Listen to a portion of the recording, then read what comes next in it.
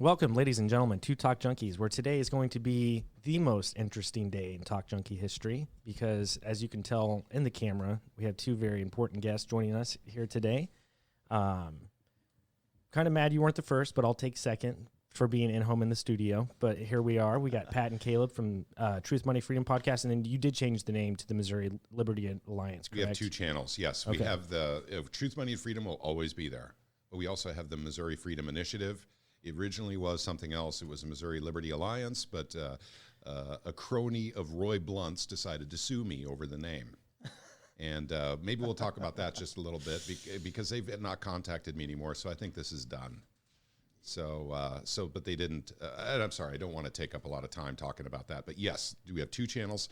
The main one for Missouri is the Missouri Freedom Initiative. And what we're doing is we're making Missouri the freest state in the United States of America. That is our goal. We're at number 5 right now for the freest state, number 1 for the freest state in gun legislation. No one comes close, not even Texas. We have gotten a lot of really fine work done here. I'm sorry, I'm going to stop talking. No, you're good. You're but good. We're really proud of the work that we did. And it wasn't just us. It wasn't just Kaleb and I. There were a lot of people involved in it. And that's the exciting thing is through, social media, you can get people involved and show them that one person or even a small group of people can make a very, very large difference in a state. So where does it begin? Where does it start for you guys? Just being involved in local politics. I know we talk about that a lot, but is that where it starts? Yep, it does. It's very simple. It's going up to Jeff City is okay. It's expensive. It's time consuming, and you're going up there, and a lot of people, basically get nervous or intimidated by dealing with these politicians. And there's some of them up there I actually call friends. There's not a whole lot of them up there I call friends. But there are some that I do. What's intimidating for me and gives me anxiety is going into the offices of the ones that I don't call friends. A lot of them don't like me up there.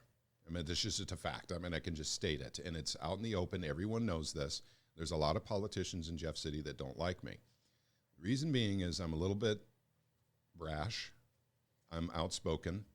I use the word corrupt a lot in front of politicians. They don't like that. They don't like that word. That's one that you shouldn't be using. That's the C word in politics.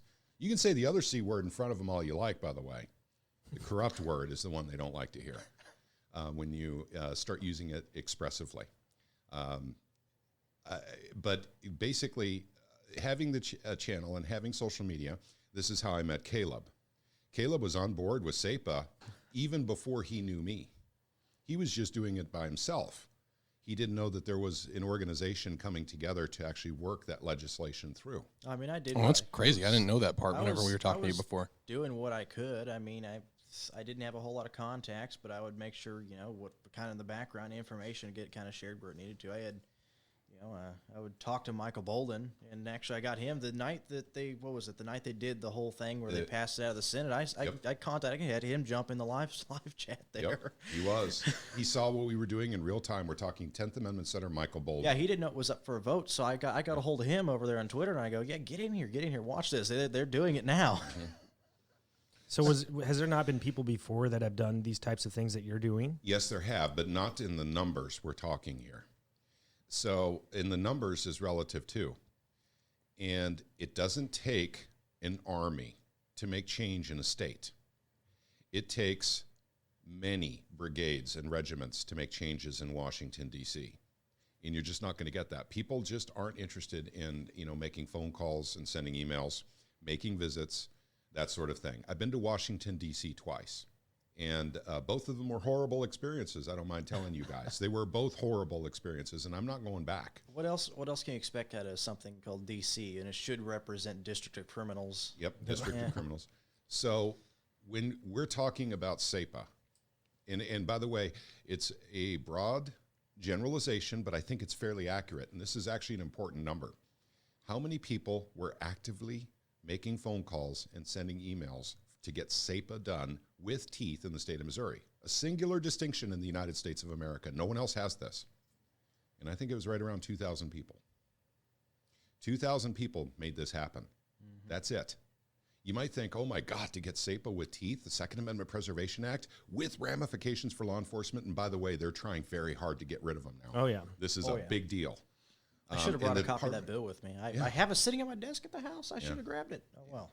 Well, so it doesn't matter, though. I mean, we're going to be fighting this. Or we're fighting those. And by the way, we do have some Republican turds in the punch bowl in Jefferson City. And I know that that doesn't make me popular when I say that. But the fact of the matter is, 2,000 people got this done, roughly. I don't think we'll ever know the exact number. But I think it's right around 2,000.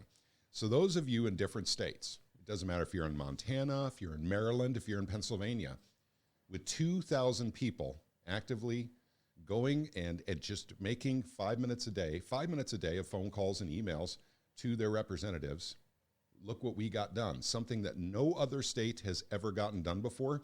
We got our freedoms back in the state of Missouri, and now we have the Department of Justice trying to take our freedoms away. We have the Missouri Police Chiefs Association trying to take our freedoms away. We have, we've got Democrats and Republicans just rearing to go to take away our freedoms again after we did this work. So we have to fight them yet again. And but I'm not 100% sure the bill that we're targeting right now even has a chance of going through. I got to make some phone calls on that. But this is how important it is.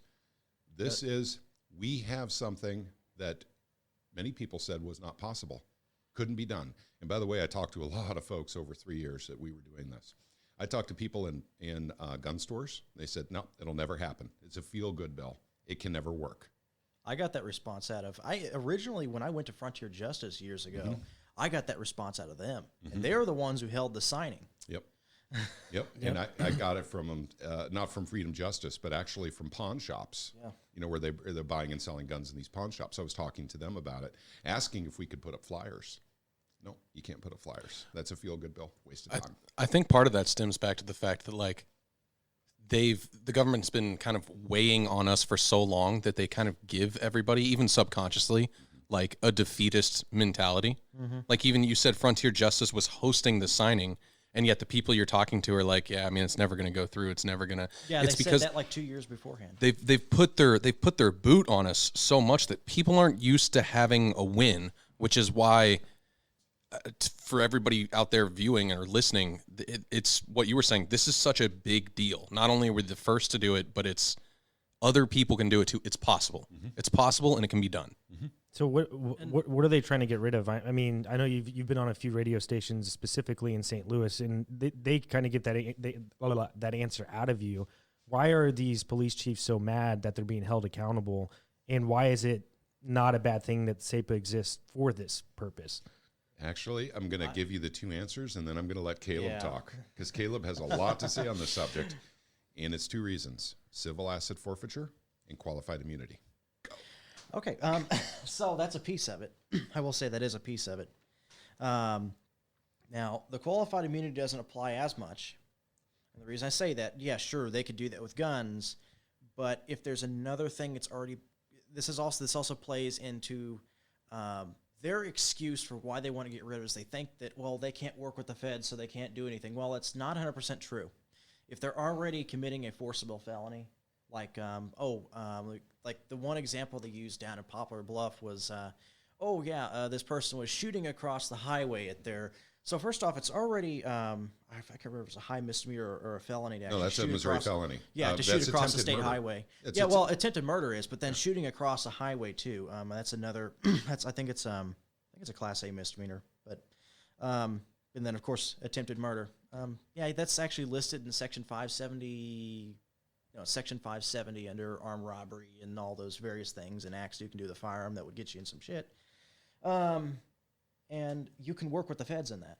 Or if there's something else that, let's say, someone is trafficking kids or something like that, and there's a firearm involved with that too. Well, they can include the firearm in there if it's merely ancillary to other charges. But they'll never tell you that from these police, whatever, the police chiefs and everything. They won't say that because they want you to think that they can't do anything at all. Now, do I want the Fed to be completely cut out of the state of Missouri? Yes.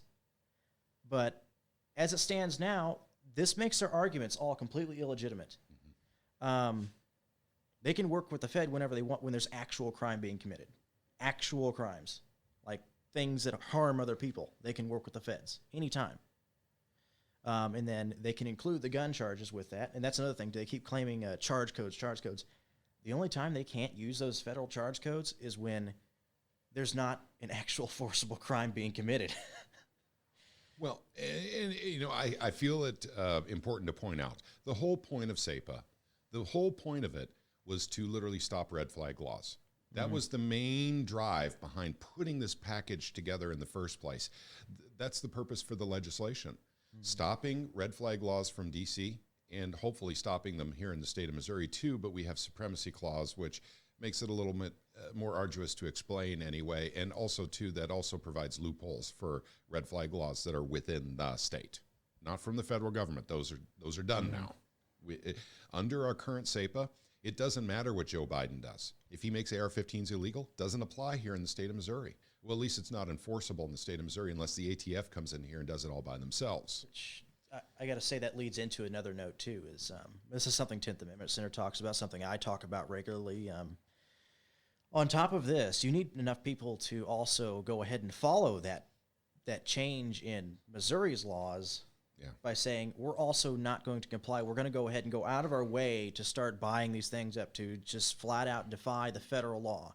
Because it comes to a point, it's kind of like when Colorado, when they did recreational weed, the DEA, which has a much larger budget than the ATF, burned their budget. I think it was on two dispensaries. They burned their entire budget. Yep, for the year. So you get a handful of people manufacturing and selling firearms in the state. There's nothing the ATF's going to do about it. They could try to knock one, but then you got 10 others they can't do shit about. Yep, but also, too, they can increase the budget without going through Congress because this is a cabinet-level position. They can just appropriate funds from anywhere else. Like, for instance, if they want to say, well, so is the DEA. Yeah, exactly. No, So most of them are. Have they started doing that? No, not that we know of now. There's only one place that actually got raided, and that was that place over in I think it's St. Charles area. Yep, right? that's that The was gun shop actually, owner or whatever? yeah. That was Ike Skelton. brother. Yeah. Ike Skelton's brother. They both own that building. One side, Ike actually owns, I forget what kind of shop, and then his brother runs the actual gun portion of it.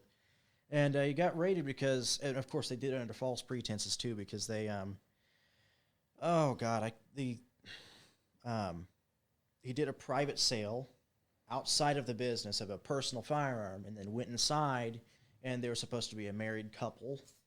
They were feds, but they were claiming to be a married couple, and they had, one bought filled out the paperwork, the other one handed the money, which, when technically, because they're married, their finances are combined. So it's both their money, so that doesn't matter. But the feds took that because they basically just said, "Oh, yep." See, that's one of those. It's not the transfer.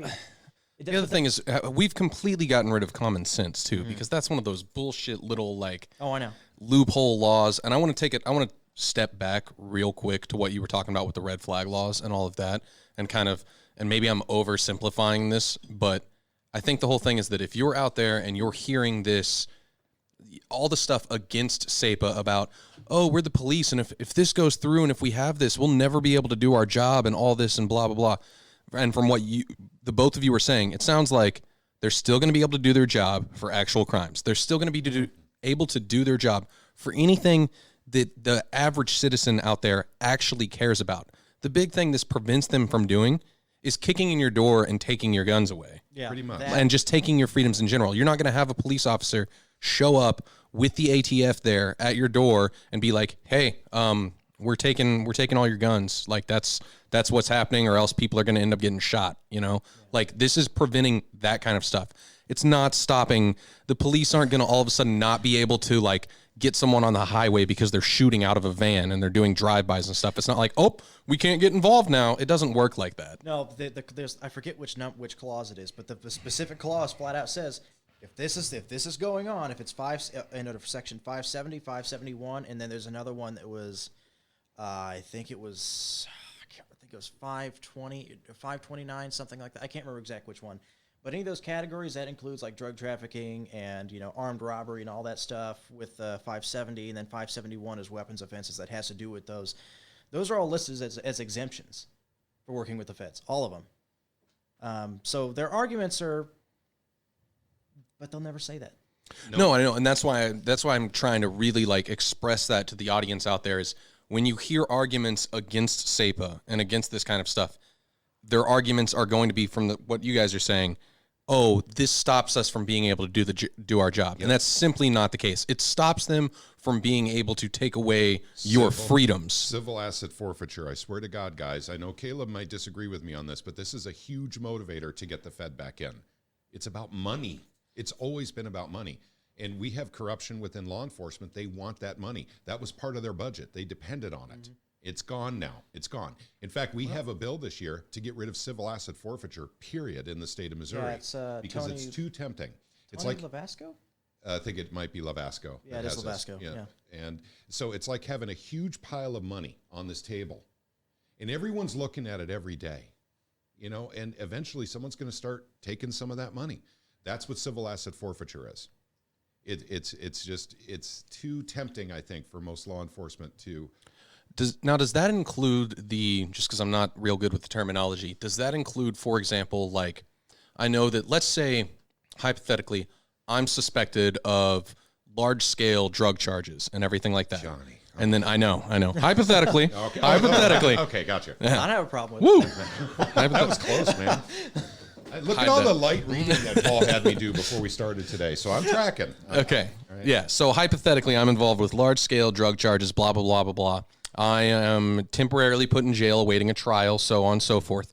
They take my house, and as far as I know, don't quote me on this, but I'm pretty sure that they can take my house and then sell it for their money and all that before I am found guilty. That's called the federal profitable sharing program. Is this included in that civil asset forfeiture? That's kind of so. Just for y'all out there who, and this doesn't happen to a lot of people. Everybody thinks they're safe until they're not. Next thing you know, you're the one who's been accused of a crime, and all of a sudden everything falls through, and you could be 100% innocent. All it takes is getting accused of something, and then all of a sudden you're forfeiting your property, your income, all this stuff. They're already fucking over your life. Why are you going to let them take your house and all this other stuff too? And by the way, you're not guilty, and you haven't even been found guilty in court. That is still an exemption under Section 579. And the reason I say that is because you're talking drugs. That is Section 579. And they don't have to include the firearms charges in that. Gotcha. The firearms charges, they can't take the firearms and sell them for that until they've got a conviction. But for the drug side of it, they can work with the feds and sell the house that the drugs were in. So that's still, to me, that's still an issue. But at least we're getting the firearms part out of the. You know what I mean? It's a step-by-step process. But we need to get rid of it altogether. Yeah. Let's throw another hypothetical out here. Let's throw another weird hypothetical. Could never happen in Missouri, but let's just throw it out here. Let's say we have a corrupt police chief in southeast Missouri. You know, around the Boot Heel, that area. Hypothetically in Cape Girardeau. And he's involved in trafficking drugs. Okay? Let's hypothetical. Okay? And so at any rate, but now there's a young upstart also trying to traffic drugs in the same area. But they don't have the badge, right? So what we do, hypothetically, is we actually shut down that new upstart drug running company or, organization, mafioso, whatever you want to call it. Take their product. Cosa Nostra. So we take their product, we take their homes, we take their boats, we take everything because we need to wipe out that frickin' competition, and we got the badges to do it. Civil asset forfeiture, hypothetically, could be used in such a way. And they can still try to use that as long as they don't include the firearms in the. That's correct. In the charges. That's correct. And we do need to get rid of that. That's what that Tony Lavasco bill Yes. is. So I'm just saying that is still something they can do if they don't include the firearms charges with that. And then if they get a conviction on it, then they can throw in the firearms charges. Sure. But my point being is that you said it's primary about red flag. Another thing that it is about is that, for example, certain NFA items like AOWs and destructive devices are not on the books in Missouri. They're not on the books. Now, there is a separate category for explosive weapon for, say, like if it has an independent charge on the end that explodes on impact, or grenades or things like that. That's still an explosive weapon, and you can technically, for lawful dramatic purposes, you can get those on a Form 1 or Form 4 in Missouri. But in terms of things that are over 50 caliber, like even a howitzer with a solid projectile, that's not an NFA item here in Missouri anymore. And they can't come knock on your door and try to grab it from you. They can't say, oh, well, that guy's got that, and they go report back to them, and they send 20 guys up there. They can't do that. You know, people minding their own business and not committing a crime openly, however, you can do that now and not to worry as much. Now, if you're in a real close area next to a city and, you know, there's an ATF building, you know, 2 blocks up, I don't recommend it because the feds can still try something. But you're middle of nowhere in middle of Missouri, they're not going to do anything. They can't. They don't have the budget for it. They have the resource to find out. And judges can't issue warrants for it either. So where do we stand now? I mean, obviously SAPA is a thing, and it's been beneficial to a lot of the people who reside in Missouri, and it is being attacked on the forefront and on all angles would be my guess. What are they doing to try and get rid of the teeth of SAPA? Are they actively doing this in Congress or in the House and trying to get rid of it? Yes, and they if are. so, when is a good time for people to be on the lookout for a ruling on it? We got 4 bills right now. 1's in the Senate, 3's in the House. I remember the Senate bill number because I just did this last night, and it's 1033. Yeah. And that is, of course, with John Rizzo. Hi, John Rizzo. Yeah, hey, Rizzo, how you doing, man? We don't like you. Yeah. Well, actually, you know what? We could be friends. Yes, we could be friends, but you need to take away that bill because this is unconstitutional. He swore an oath to take that office, to protect and defend the United States Constitution against all enemies, foreign and domestic. And he's not doing that. He's attacking the Constitution with this bill. And we have one other Democrat in the House, 2 other Democrats. One put in 2 bills, one put in 1 bill. And I don't have those bill numbers in front of me, but if you watch on the Missouri Freedom Initiative YouTube channel, hopefully linked down below in the description section, we'll let you guys know what those bills are and what we can do about them. We're already going after John Rizzo now. John Rizzo is, once again, he is breaking his oath. He's an oath breaker. What is he trying to do? Get rid of the teeth. Yeah, effectively what it does is it goes through the section. It's the sections of the actual SAPA law are 1.410 through 1.480, and it's the last, I want to say it's the last 4 sections of it that they're basically just striking it out of the law book, saying that, all right, no more $50,000 fines, no more you can work with the feds when, you know, saying you can't work with the feds. It just does nothing. It turns it into this little milquetoast thing with just a little bit of a statement in there. They're getting rid of the teeth part, which is the part that actually, and for those who don't know the terminology and all that, they're basically saying, they're basically getting rid of the part that holds local police accountable for not helping out the feds and not following through with these unjust laws.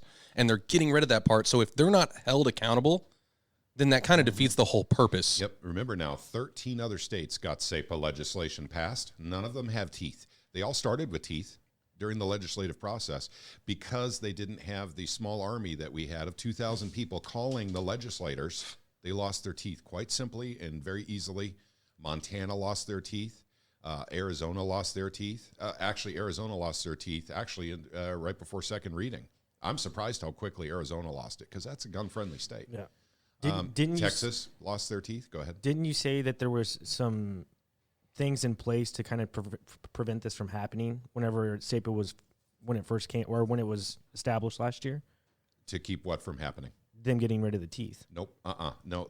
Well, hang on. Yes, in court, the answer is correct. Yes, you are right.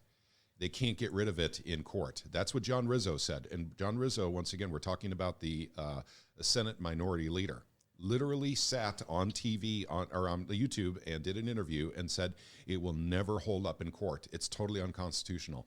John, you were wrong. You were wrong. You were so wrong. John, read the Constitution, man. I swear to God, it doesn't take that long to read it. The 9th and 10th Amendments are really, really obvious. Yeah. I mean, you know, the 9th, the enumeration of these rights shall not be construed to confirm or deny others. And then there's also the 10th, you know, powers not delegated to the United States nor prohibited to it by the states. Yep. So that's another key thing too. You could technically change something around where you could arrest feds, but you'd have to adjust it to where the courts are then banned from remanding the case to federal court and fine the judges or disbar them if they attempt to do so. Well, and as far as actually openly getting legislation in there to get rid of the teeth, there's no mechanism to stop that from happening. I mean, that's part of the democratic process. Sure. But, once again, Let's say that's not necessarily, when you look at it overall, that's not necessarily a bad thing. That's a good thing that we have the right to vote on that kind of stuff, or the process to go through that if we were to want to get rid of it. The problem is that nobody wants to get rid of it, and they're actively doing that. No. Law enforcement wants it gone. Sorry, I should say the average citizen. And there are a lot of politicians that want it gone too, because the money that's flowing from the Fed through the Missouri Sheriff's Association, the Missouri Police Chiefs Association, I think is getting cut off. At least they're turning off the spigot. And that's fine, but like, I guess I'm just confused for the fact that it got passed in the first place, and then not even a year later they're trying to get rid of it. So why even do that in the first place? We have the answer for that, actually, because they were absolutely convinced. And believe me, when I say this, I'm not saying it rhetorically. I really do mean this. They really thought it would not be upheld in a court. It would be stricken down as unconstitutional. The weird part is how they thought that in the first place. The answer is, and Kaleb, I'll have you come after me on this one. The answer is there's too many of them that actually do not read or understand the Constitution of the United States, don't even understand the Second Amendment, Ninth Amendment, 10th Amendment, states' rights, not to mention basically, it's just 10th Amendment stuff. It really, truly is. It's anti-commandeering doctrine, James Madison stuff. That's what allowed it to go through. They were like, let them have it. We'll just take it away in court. Done. And they're finding out it can't be done. This is 100% constitutional. They can't connect the dots between the situation with California with the marijuana and the Colorado, and then the immigration sanctuaries, because that is 100% constitutional.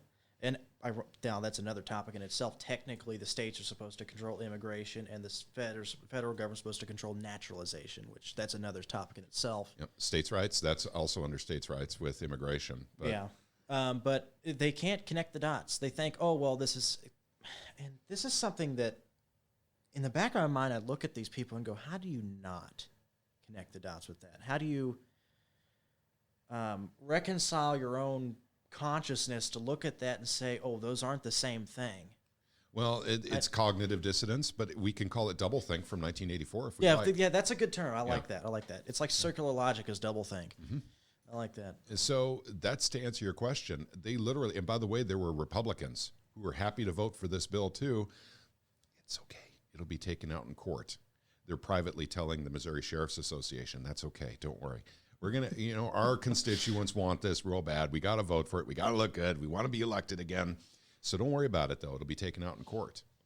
Think how pissed off they are. And it's important to note that the Sheriff's Association is not on our backs this time. You know why? It's an election year. Now they're handing it over to the police chiefs.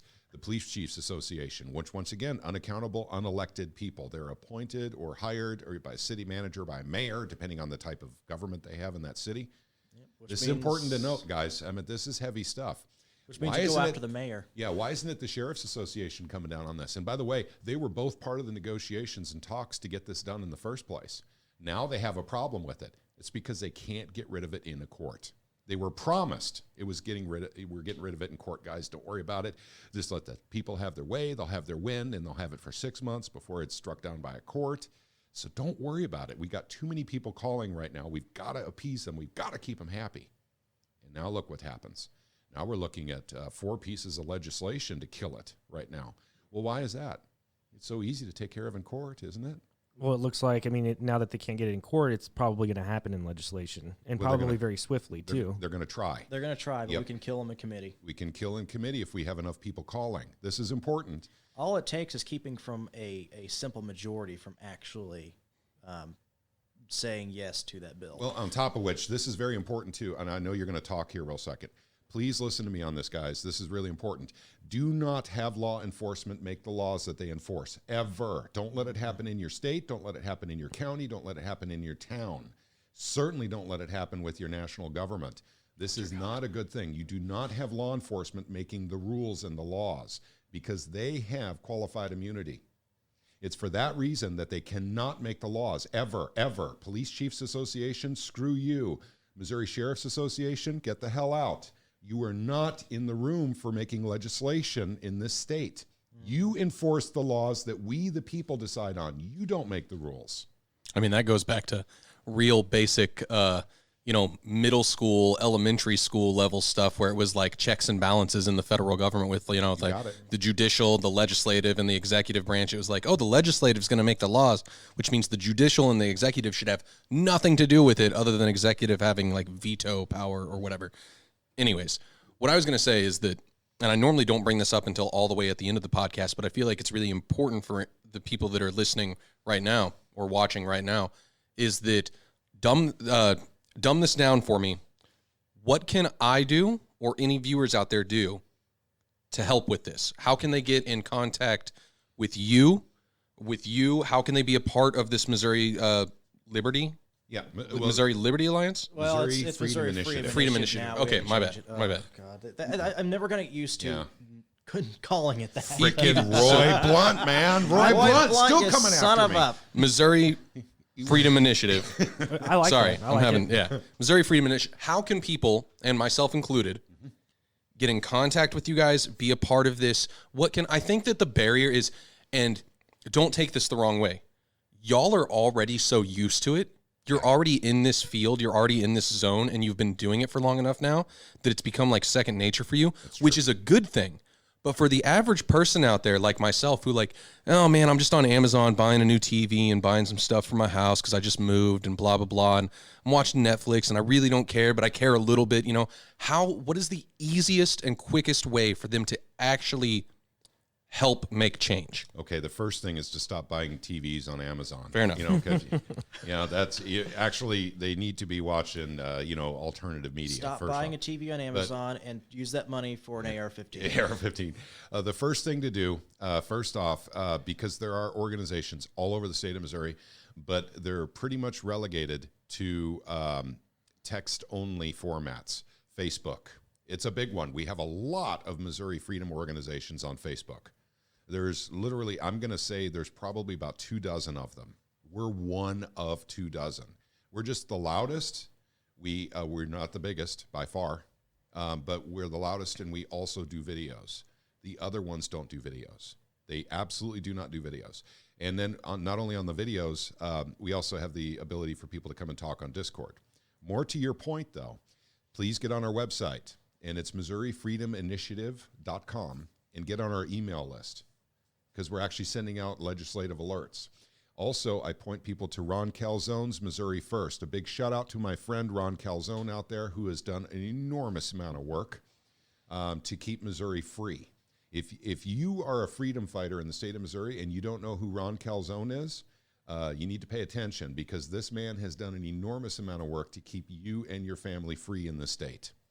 Michael Bolden, the 10th Amendment Center, not associated with Missouri directly, but a big help to all of us Missouri freedom fighters. Well, Ron Calzone is pretty much 10th Amendment Center's contact. Yes, here. he is. Yes, he is. So basically what it takes is getting on the website, getting on the email list. That's critical.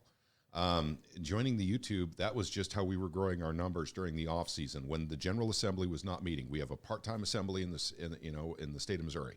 6 months they meet, 6 months they don't. But during that 6 months they don't is a good time to start growing your grassroots and spend time doing that. That's exactly what we were doing. Now we're going into the legislative season.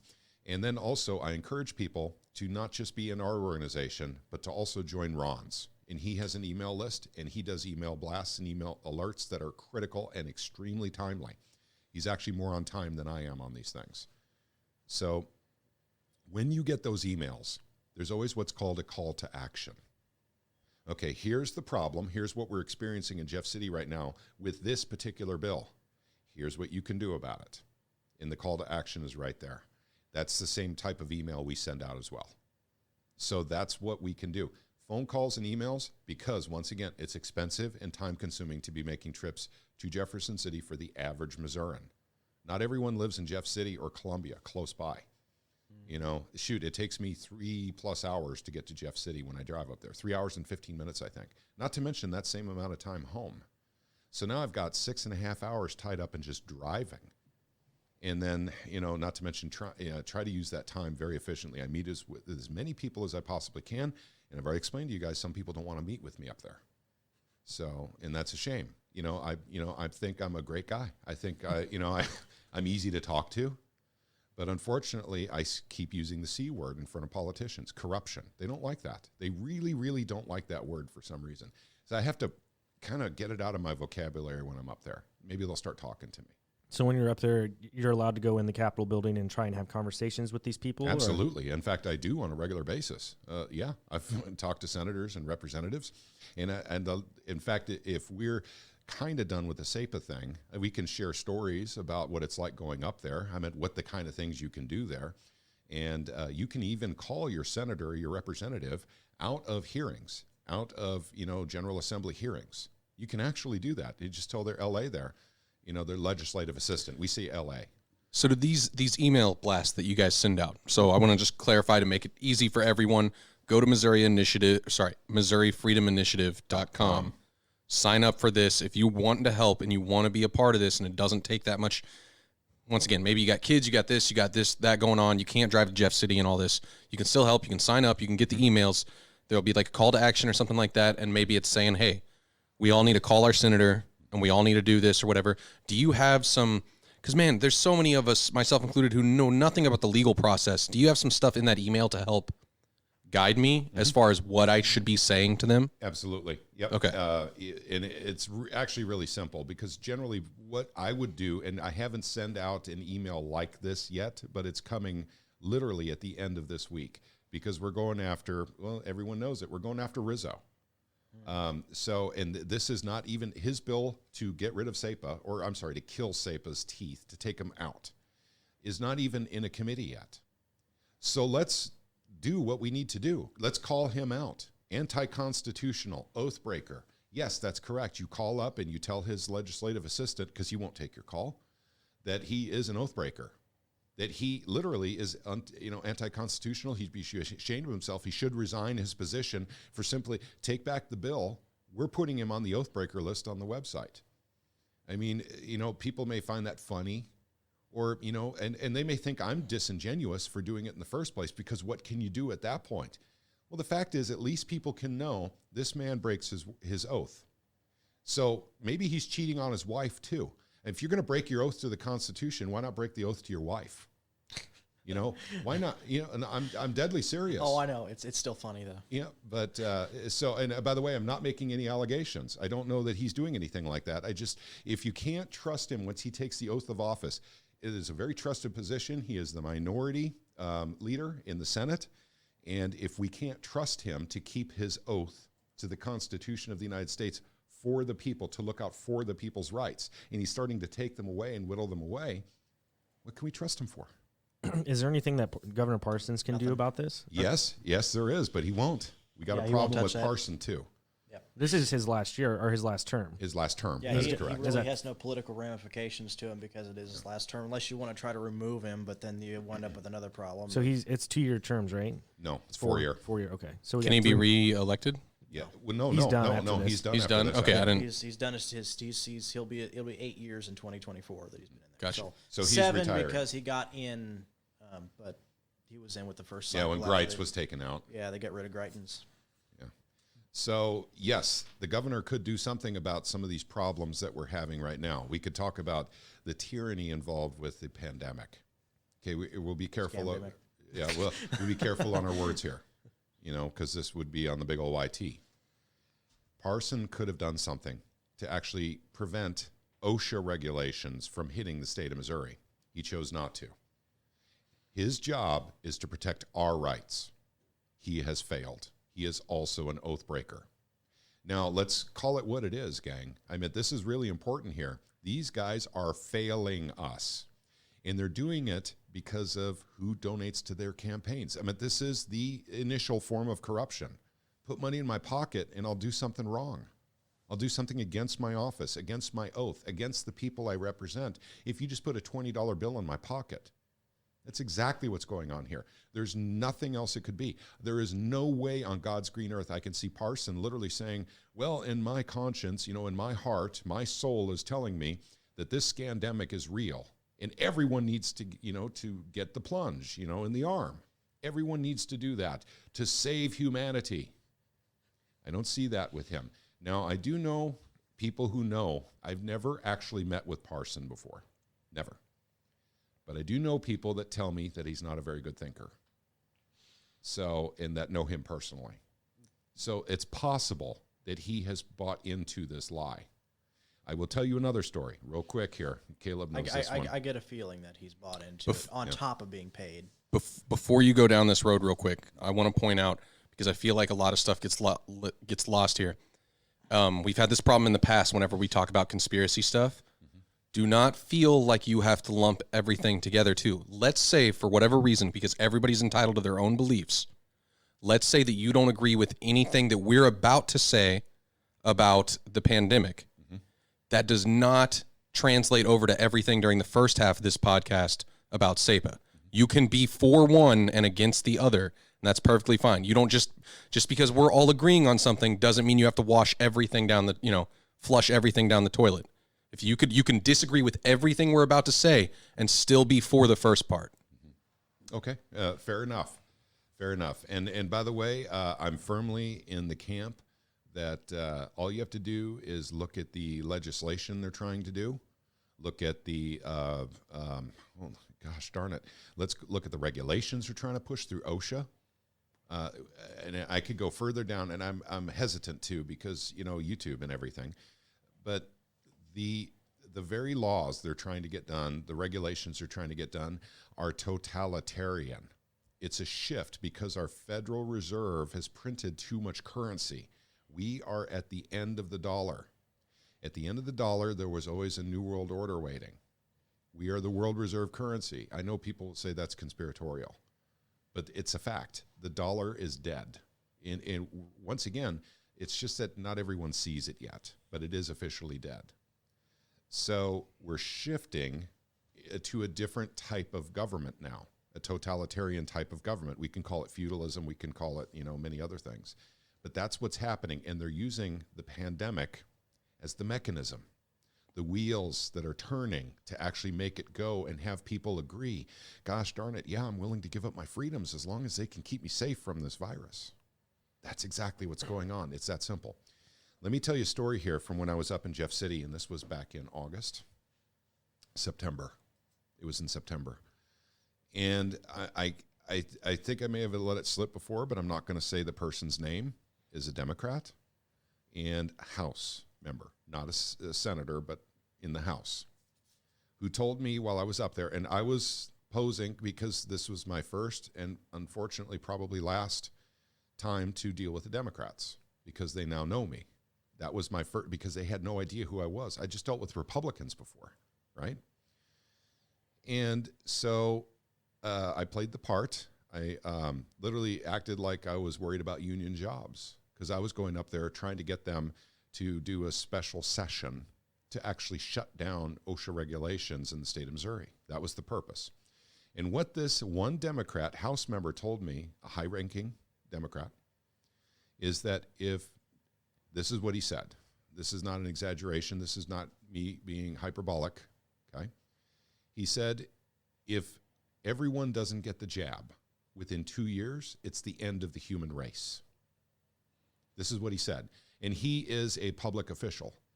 He bought into this. He believes this. He actually believes this. This is not the case. We have had, and I understand this is a bioweapon. I understand the government developed this.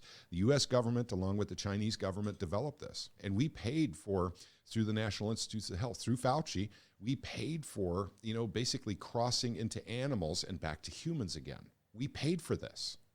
And it's a bioweapon. I get that. But at the same time, it's not a deadly one. It just isn't as deadly as they said it was. So, just deadly enough for it to stir a little bit of a strife and kill a handful of people. Yep. And then you've got enough. Well, it's a bioweapon for all Well, I I think know. They don't want it to kill the elites. And the scary part about that is that that's a high-ranking official in the government of Missouri. And where is he getting that information to say something like that to someone who, you know what I'm saying? Yep. That's insane. And when I asked him that, I said, where'd you get this information? He says, everybody knows it. That's all he said. He wouldn't say. So that was a very deep, okay, keep in mind, I was playing Democrat. In fact, I was even asked by one of the Democrats there, to show my union credentials. But I didn't say I was in a union. I just said I'm advocating for union jobs. Okay, so I didn't lie when I went up there. And once again, I'm now known by the Democrats. They know who I am now. So that was my one shot, but it was worth it to me to shut down OSHA regulations. What I didn't realize is that the Democrats themselves literally would not. They absolutely would not get on board with this, and we needed them to override the governor. We were just, if we had had 10 Democrats in the House side with the Republicans, and once again, I don't want to play the two-party paradigm here. If we just had 10, we could have overridden the governor, and we could have stopped this OSHA nonsense in the state of Missouri. And we didn't get it. And then the Senate's a different story, and I'm not 100% sure what happened there, but we had some Republicans that wouldn't sign on to it either. Well, and I'm also curious for the fact that I know it was the Supreme Court in Louisiana and in Connecticut, right, that shot down the vaccine mandates initially, or froze them. Froze them. So what more they did, specifically, okay, moratorium. So they froze them, and this will go into effect in February, from my understanding. Well, what they're doing is they shut it down until the Supreme Court. That's my understanding anyway. Okay. Until the Supreme Court weighs in on it. Which they did that on Friday, and I'm assuming today. I'm not entirely sure how long that process takes, but we should find out fairly soon, I would hope. Yep. Unless they drag this thing out, which I don't know if they're going to drag it out, but. Yep. This is an abuse of power. This 100%. And the Supreme Court's a joke to me anyways. That's a whole different story for another day. And it's not only that, the eviction moratorium, Biden went over that anyways and went against what the Supreme Court said. So that's not to say that even if they don't rule in favor, or if they don't rule in favor of the mandates, Biden could technically, I guess, go over their heads and still go through with it. And you talk about draconian measures, and whether or not you agree with us or not, I mean, just specifically look at videos in New York right now and in California, and the videos are out there. Australia is real bad. I'm talking about in-home in the United States, and you see, people going to Burger King trying to grab a burger, and you have to show proof of a vaccination card in order to participate in society. Like, if you're social credit scoring coming from this. Yeah, and we've had John Kleizak on. He told us about the social credit score coming to the United States, and that was about a year and a half ago. I mean, it's coming into fruition right now, but if you're okay with those things, then I don't know what to tell you. That's not America. That's not the Constitution. That's not what we're about. That's I saw why this stuff coming when this first came around.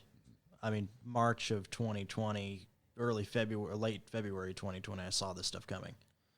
And that's why I bring up the Australia thing, is because at the end of the day, they're a first world country. Like, what happens over there can happen over here if we're not careful. And it's not okay to just live in a bubble and let stuff happen to other people as well, and then not realize that can be, because then who's going to help defend your rights? You know what I mean? Yeah. So you need to pay attention to that stuff. Look this stuff up. It's out there. It's public. You can find it everywhere. Maybe I'll find a link so that you can post it in the description or whatever. I mean, they're taking, and I'm just using Australia as an example, they're taking people who are either vaccinated or unvaccinated, doesn't matter, either or, whatever. They find them as a risk for whatever reason and are coming to their homes with police officers, removing them from their homes and putting them in literal concentration camps. They're nice camps. They have like an apartment, you know what I mean? It's like a duplex. Got Wi-Fi. Yeah, they got Wi-Fi and all that. They put them in a duplex and they say, hey, the only time you can leave your house is to go down. You have to follow this. There's literally yellow lines on the ground. They've got yellow lines like on the sidewalk. You have to follow this, and you're designated yellow, and that guy over there is designated blue. He follows the blue line, and he goes to his laundry area. You follow the yellow line, and you go to your laundry area, and you do laundry and whatnot between these times or whatever. That's your time slot, and then you go back to your house. We deliver food to you when you buy it. We blah, blah, blah, and you stay inside. And they were taken out of their home and put in these camps, and it's happening like crazy over there. And people are like, oh, if you're out there and you're like, oh man, that sounds insane. It's literally happening right now to a first world country. And also, I'm going to add to that. I love that you said it the way you did, because, you got TV and you got Wi-Fi, in these concentration camps in Australia. The founding fathers were smarter than that here in America. They knew what real freedom was. It's travel. Travel is the true freedom, and property rights.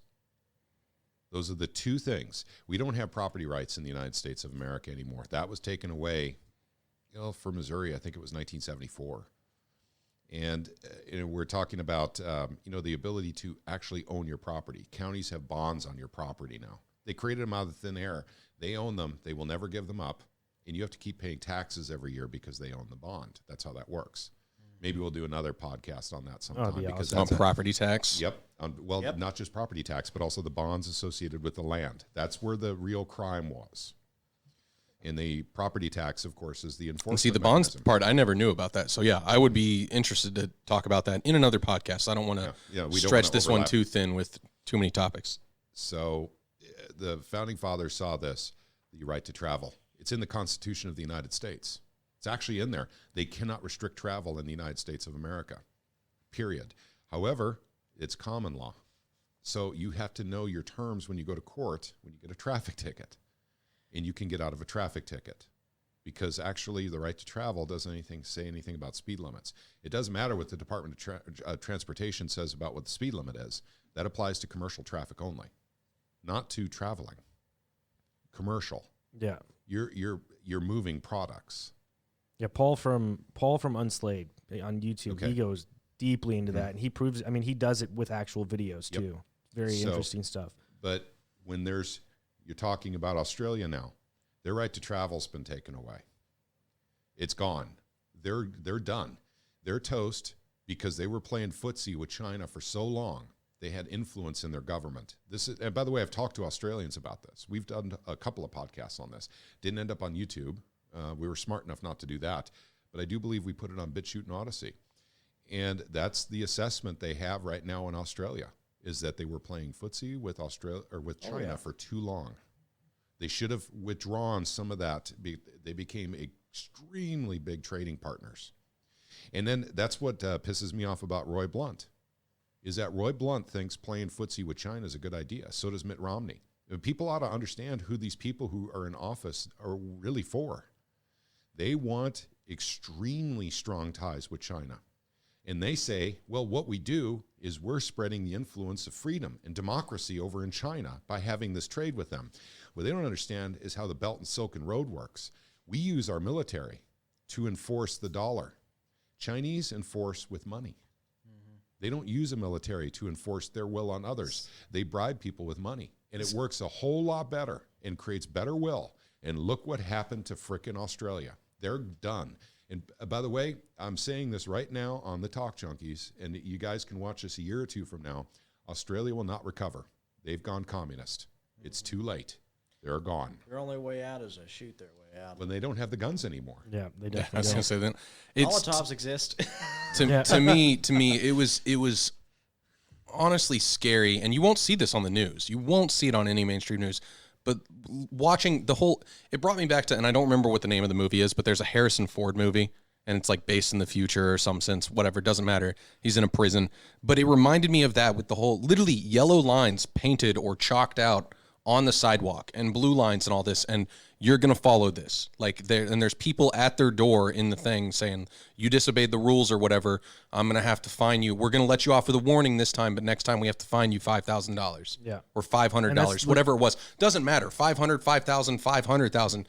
Doesn't matter the amount. The point is there are people trying to just live their lives that not only have they already been taken from their home and put somewhere else, but now that they're somewhere else, they are following a strict regimen of this is all you're allowed to do. Literally, you're a slave. Follow this yellow line, go do your laundry, come back, sit in your home. It's history repeating itself. It's insane that this is real and happening right now on Earth. The scariest part about it is, again, people don't learn from history. And the fact that there is a massive amount of people that are willing to go along with this without putting up any type of fight. They're literally just, take me. Go ahead, I'm down. They've already explained how that happened. Mass psychosis. That's correct. Yeah. It's mass formation psychosis. Yeah. It's firmly entrenched in psychological history with Hitler's regime. I have done videos on this on Truth, Money, and Freedom. Follow Hitler's model. That's exactly what the United States is doing. Mm-hmm. Now, they don't have a one charismatic leader. They don't have to. They've got television now. We got television, so we can scare the crap out of people, with a pandemic. And then out of their fear, they submit. That's it. It's really that simple. I would be curious. I mean, and it's a good thing organizations like what you guys have created it's very beneficial. And I'm very excited that Project Veritas is coming out with a video in a week that's allegedly going to expose some of the things that are going on with Fauci. Yeah. So if it actually hits, live air and on YouTube, I'm sure that'll get taken down instantly if he tries to put that up. But people, I think, and we had, who was the gentleman we had on 2 weeks ago? Andy Thomas, and he's a pessimist, and he's just talking about all the good things that we can do. An optimist. He's an optimist. Sorry. And I think that maybe that's what's happening right now, and maybe we will win. You know what I'm saying? Like if enough people start putting a lot of this information out there, people can't deny information. They can look at their side, at whatever's on Facebook or CNN or any of these news organizations, and they can believe that if they want, but eventually truth will win, in my opinion. And putting these types of podcasts out will help. I love what you said. I got a different view. It's more dystopian than yours. Sure. And it's balkanization. The United States is going to become two nations. Yep. And and in fact, maybe even more than two nations in 10 or 15 years. Well, the funny thing is, it was never supposed to be one nation. It was supposed to be a union of multiple nations. Yes, it was. But it's closer to the mic. We could barely hear you. Yeah, it was supposed to be a union of multiple nations, not just it was. And basically, why was the Union brought together into a loosely held nation? And it was for defense and trade. Mm-hmm. The funny thing is that people. So, and this is another thing too. There was a letter. I actually shared this. It was the thing I shared the other day. On it was actually last night that I shared over to the general chat on the Discord. Yeah, it's that letter from Thomas Jefferson to, I think it was Thomas Ritchie. I want to say his name was. December 25th of December 20th or 25th. One of the 1820. 1820. And effectively, it's talking about how the courts constantly change the definitions of things to expand their own jurisdiction. The reality is, courts are not supposed to be the final say. They are supposed to issue opinions. Every branch is supposed to have its own opinion. And the duty of the executive to either enforce or refuse to enforce something, or issue a cease and desist to a subsidiary department of enforcement. Like, for example, technically, if a president wanted to halt unconstitutional gun laws, they could issue a cease and desist to the ATF, and they cease to exist. All their acts are illegitimate. That's how it's supposed to work. And when it comes to the Commerce Clause, it's supposed to be regulate interstate commerce doesn't mean to restrict or control. It means to make efficient.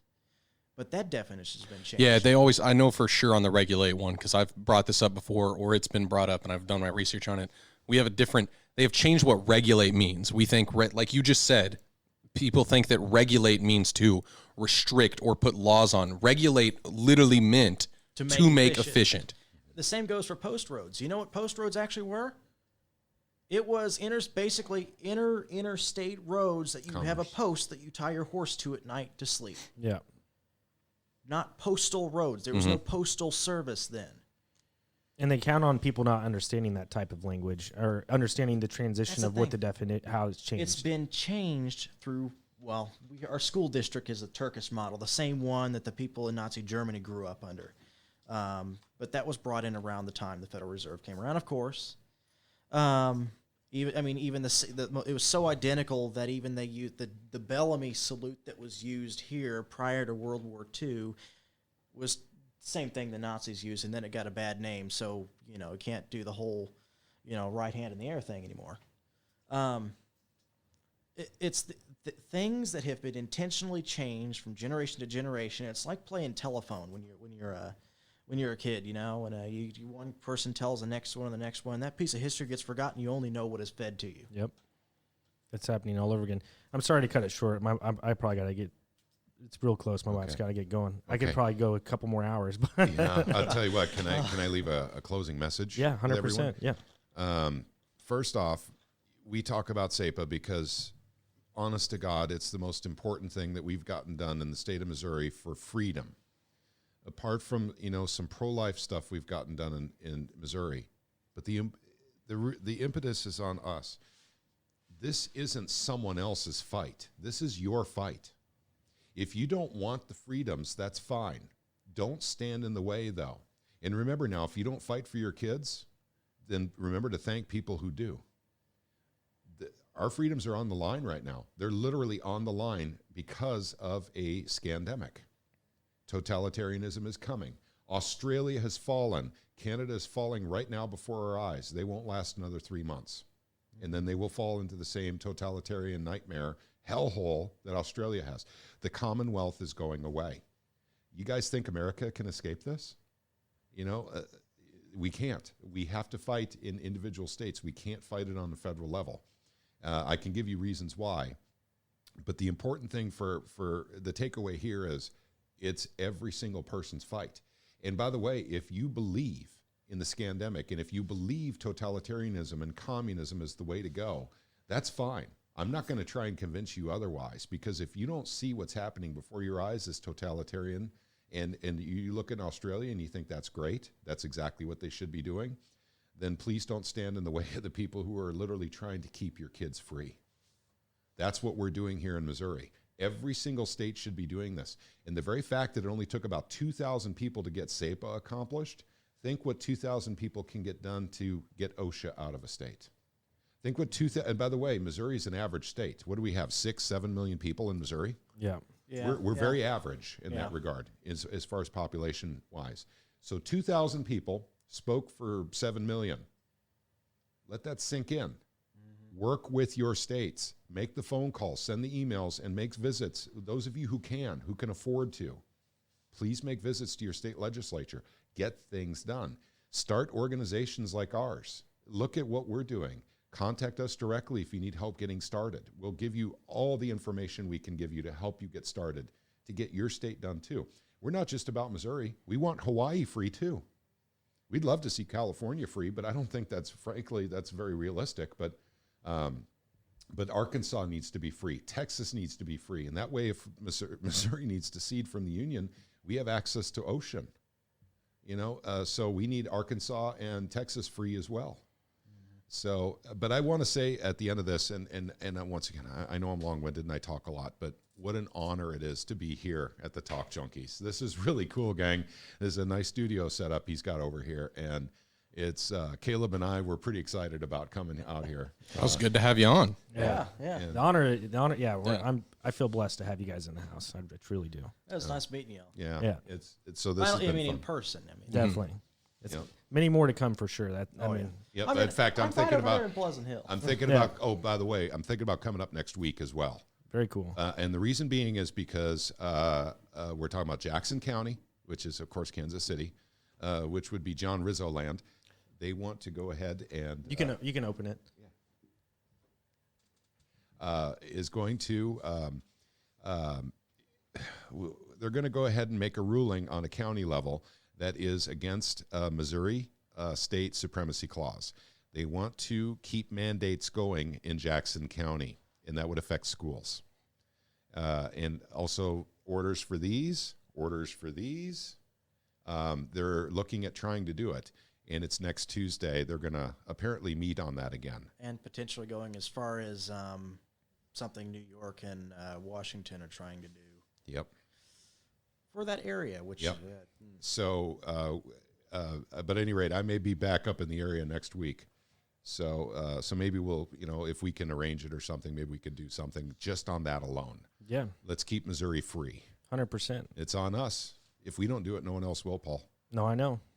I could definitely do more. I know that. I mean, but having you on and like Johnny, you made him simplify it on how you can help in these types of situations, and I think that's a start. I'm going to sign up on my phone as soon as we walk outside. Hey, cool. Same. And next week, if we do come in here again next week, I think I would like to address some things on some counter-economic things as well to separate from the system.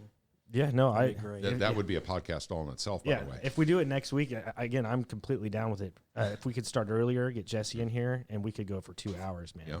So that would be, I'd be all for it. Nope. Awesome. I know we got to wrap it up now, though, because you got your kiddos. And I'll even pay for your travels, Pat.